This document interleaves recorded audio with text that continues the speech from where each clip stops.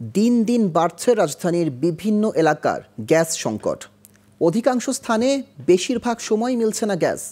এর মধ্যে রামপুরা, খিলগাঁও, মোহাম্মদপুর ও মিরপুর অন্যতম। গ্যাস না থাকায় চরম বিপাকে পড়েছে নগরবাসী। আর প্রতি মাসে গ্যাস বিল দেওয়ার পরও রান্না করতে বিকল্প জ্বালানির জন্য গুনতে হচ্ছে বাড়তি টাকা।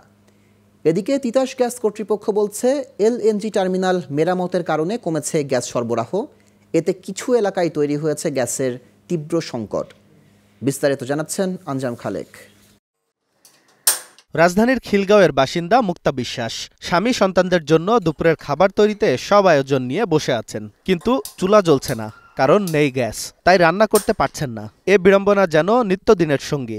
সারাদিন থাকে না, অনেক সময় সন্ধ্যার পরে আসে, তাও রান্না চড়ালে দেখে যে অনেক সময় আবার কমে যায়, এভাবে যাচ্ছে।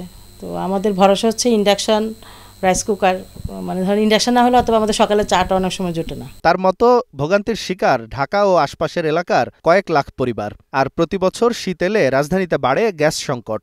তবে এবার তীব্র হয়েছে এ সংকট। কিছু এলাকায় মধ্যরাতেও মিলছে না গ্যাস, তাই রান্না করতে না পেরে ক্ষুব্ধ গৃহিণীরা।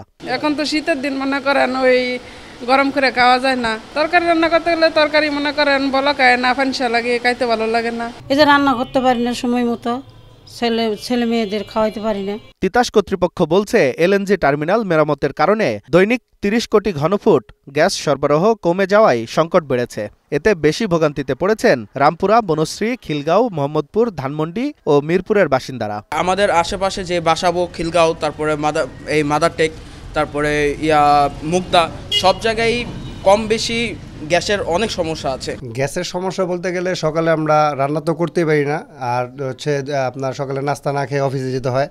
দুপুরে লাঞ্চ টাইমে আসলেও এরকম পরিমাণ গ্যাস থাকে যে ভাত রান্না করতে গেলে ভাত যা হয়ে যায়। শুধু ঘরবাড়িতেই নয়, গ্যাস সংকটের কারণে বিভিন্ন রিফুয়েলিং স্টেশনে গ্যাসের চাপ কম, ফলে ঘন্টার পর ঘন্টা গাড়ি নিয়ে বসে থাকতে হচ্ছে। তাই উপার্জন কমেছে সিএনজি চালিত যানের চালকদের। দিনের বেলা যদি আমরা গ্যাস নিতে যাই, কোনো দিন দেখা যায় যে 100 প্রেসার, 110 প্রেসার বা 20 প্রেসার, অনেক সময় 100 থেকেও ডাউন থাকে। যেখানে 10 থাকার কথা এখানে 6-7 থাকে।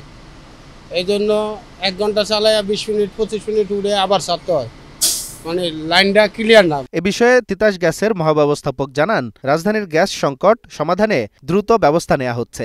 লাইন পেকে না থাকে আমার প্রেশার কিন্তু ফল করে যাবে। হ্যাঁ, তখন যেহেতু গত 3 দিন লাইনে 300 মিলিয়ন বা 250 মিলিয়ন গ্যাস শর্ট ছিল, লাইন পেক কিন্তু নষ্ট হয়ে গেছে। এখন এইটাকে আবার একটা স্থিতিশীল অবস্থা আনতেও কিন্তু আমাদের 3-4 দিন সময় লেগে যাবে। আমরা ধারণা করছি যে আগামী শুক্র শনিবারের আগে আমরা এই সিচুয়েশনটাকে, মানে গত ডিসেম্বরের লাস্টের দিকে যে সিচুয়েশনটা, ওই অবস্থায় আনতে পারবো। পেট্রোবাংলার তথ্য, দেশে দৈনিক গ্যাসের চাহিদা 380 কোটি ঘনফুট, সেখানে 207 কোটি ঘনফুট সরবরাহ করে পরিস্থিতি সামাল দেয়া হচ্ছে। এদিকে উৎপাদন না বাড়ালে সংকট আরও বাড়ার আশঙ্কা বিশেষজ্ঞদের।